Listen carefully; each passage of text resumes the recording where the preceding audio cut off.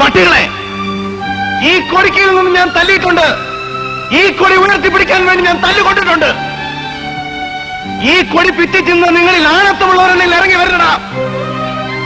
ഒറ്റയ്ക്കോ കൂട്ടമായോ വരണ.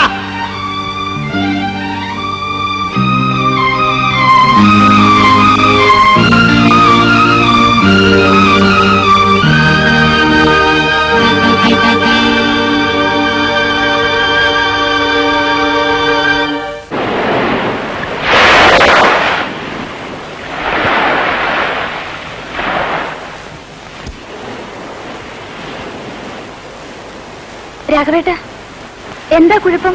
അടിയുണ്ടായെന്നൊക്കെ? ഓ, അത് കഴിഞ്ഞു, സാരല്ല. നിങ്ങൾ വേഗം വീട്ടിലേക്ക് ചെല്ലും. ആളുകൾ ഓരോന്ന് പറയുന്നത് കേട്ടിട്ട് രാജി അവിടെ കിടന്ന് അലമുറയിടുന്നു. എനിക്ക് കുറച്ച് സമാധാനം വേണം. അതിന് വീട്ടിൽ പോയിട്ട് കാര്യമില്ല.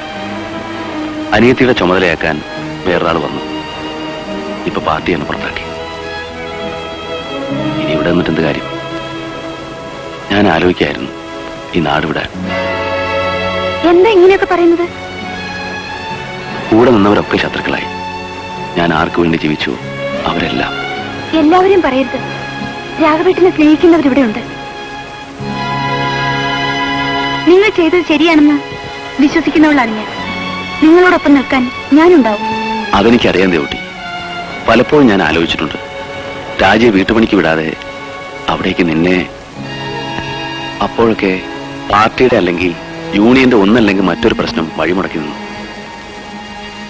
നീ കാത്തിരിക്കുകയായിരുന്നു. ഞാൻ പറഞ്ഞു വന്നത് അതല്ല. ഇപ്പോ നിനക്ക് വേണ്ടിയല്ല ദേവട്ടി.